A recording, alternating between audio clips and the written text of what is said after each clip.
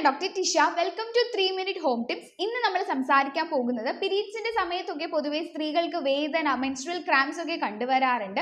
ചിലർക്ക് ഇത്തരം വേദന എന്ന് പറയുമ്പോഴത്തേക്കും വയറുവേദന മാത്രമല്ല, തലവേദന, നടുവേദന, ഭയങ്കരമായിട്ട് ഛർദില്, ഇത്തരം പ്രശ്നങ്ങളൊക്കെ കണ്ടുവരും. സോ നമുക്ക് വീട്ടിൽ എന്തൊക്കെ കാര്യങ്ങൾ ചെയ്യാം എന്നുള്ളത് ഡീറ്റെയിൽ ആയിട്ട് നോക്കാം. വീട്ടിൽ ചെയ്യുമ്പോൾ നിങ്ങൾ ശ്രദ്ധിക്കേണ്ട ഒരു കാര്യമുണ്ട്, അത് നമുക്ക് നോക്കാം.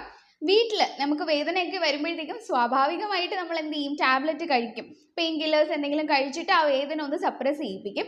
പക്ഷേ നമ്മൾ വീട്ടിൽ എന്തെങ്കിലുമൊക്കെ ടിപ്സ് ചെയ്യുമ്പോൾ നിങ്ങൾ ശ്രദ്ധിക്കുക, ഒരാഴ്ചയ്ക്ക് മുന്നേ അല്ലെങ്കിൽ ഒരു 2 ദിവസത്തിന് മുന്നേ എങ്കിലും ഈ ഒരു പീരീഡ്സിൻ്റെ വേദന, ബാക്കി ബുദ്ധിമുട്ടൊക്കെ നമ്മൾ കൺട്രോൾ ചെയ്യാനായിട്ട് എടുക്കുന്ന മെഷേഴ്സ് ചെയ്യേണ്ടതാണ്.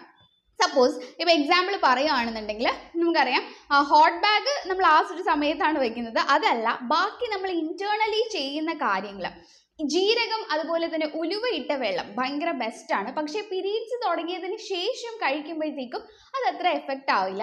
ഒരു 2-3 ദിവസം മുന്നേ തന്നെ ഈ ജീരകവും ഉലുവയിട്ട് ചൂടാക്കിയ വെള്ളം ചെറു ചൂടോടുകൂടി നിങ്ങൾ കുടിക്കാനായിട്ട് ശ്രദ്ധിക്കുക.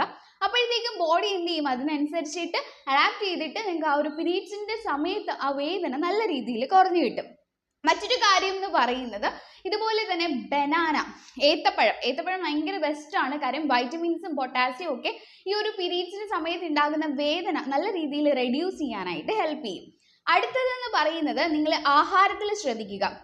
പീരീഡ്സിൻ്റെ ആ ഒരു സമയമാകുമ്പോഴത്തേക്കും നിങ്ങൾ എരിവും പുളിയും വറുത്തതും ഒക്കെ ഒന്ന് കുറച്ചിട്ട് വെജിറ്റബിൾസും ഫ്രൂട്ട്സും ഫിഷും ഒക്കെ നിങ്ങൾക്ക് കഴിക്കാവുന്നതാണ്. അപ്പം തന്നെ നിങ്ങൾക്ക് ആ ഒരു ഡിഫറൻസ് ഡയറ്റിൽ നിങ്ങൾക്ക് എപ്പോഴും നിങ്ങൾ അത് ശ്രദ്ധിക്കണം എന്നല്ല, പക്ഷെ എങ്കിലും പീരീഡ്സിൻ്റെ ആ ഒരു സമയത്തെങ്കിലും നിങ്ങൾ ഈ കാര്യം ഒന്ന് ശ്രദ്ധിക്കുകയാണെന്നുണ്ടെങ്കിൽ തീർച്ചയായിട്ടും നിങ്ങളുടെ ആ ഒരു ഡിഫിക്കൽട്ടി നല്ല രീതിയിൽ മാറിക്കിട്ടും. ഉണക്കമുന്തിരി നല്ലൊരു ഓപ്ഷനാണ്. കാര്യം ഈ ഒരു പീരീഡ്സിൻ്റെ ഫ്ലോ നിങ്ങൾക്ക് ഇൻക്രീസ് ചെയ്തിട്ട് പെയിൻ റെഡ്യൂസ് ചെയ്യാനായിട്ട് ഉണക്കമുന്തിരി നിങ്ങളെ ഹെൽപ്പ് ചെയ്യുന്നതായിരിക്കും. മറ്റൊന്ന് പപ്പായ ആണ്. പപ്പായ കിട്ടുമ്പോൾ ഒക്കെ തന്നെ അത് നിങ്ങൾ കഴിക്കാനായിട്ട് പ്രത്യേകം ശ്രദ്ധിക്കുക. പപ്പായ എന്ന് പറയുന്ന ഒരു എൻസൈം അതിൽ അടങ്ങിയിട്ടുണ്ട്. ഇവ പെയിനിനെ നല്ല രീതിയിൽ റെഡ്യൂസ് ചെയ്യാനായിട്ട് ഹെൽപ്പ് ചെയ്യുന്നതാണ്. പിന്നെ നമുക്കറിയാം, നമ്മൾ ഹോട്ട് ബാഗ് ഒക്കെ ആ ഒരു വയറിൻ്റെ പോർഷനിലും നടുവിലും ഒക്കെ വെച്ച് കാണാറുണ്ട്. അത് നിങ്ങൾക്ക് അതുപോലെ എക്സ്റ്റേണലി അങ്ങനെ ചെയ്യാവുന്നതാണ്. ഇനി യോഗ ആസനങ്ങളുണ്ട്. അത് നിങ്ങൾ പീരീഡ്സിൻ്റെ സമയത്തല്ല, പീരീഡ്സിന് മുന്നേ ഉള്ള സമയത്താണ് ഇത് ചെയ്യേണ്ടത്. പീരീഡ്സിന് ഒരു 2 വീക്ക് ഒക്കെ മുന്നേ നിങ്ങൾ ഇതൊന്ന് റെഗുലർ ആയിട്ട് ചെയ്യുകയാണെന്നുണ്ടെങ്കിൽ തീർച്ചയായിട്ടും ആ ഒരു ഡിഫറൻസ് കണ്ടുവരും. എന്തൊക്കെ ആസനങ്ങളാണെന്ന് നോക്കാം നമുക്ക്. യോഗാസനങ്ങളിൽ ഭുജംഗാസനം, ബലാസനം, ശവാസനം, സുപ്തഭദ്രാസനം, മലാസനം, ഇതാണ് പ്രധാനമായിട്ടും പറയുന്നത്. ഇത്രയും ആസനങ്ങൾ നിങ്ങൾ എന്താ പറയുക, റെഗുലർ ആയിട്ട് പീരീഡ്സിന് 2 വീക്ക് മുന്നേ ചെയ്യുകയാണെന്നുണ്ടെങ്കിൽ തീർച്ചയായിട്ടും നിങ്ങൾക്ക് ആ ഒരു ഡിഫറൻസ് കണ്ടുവരും.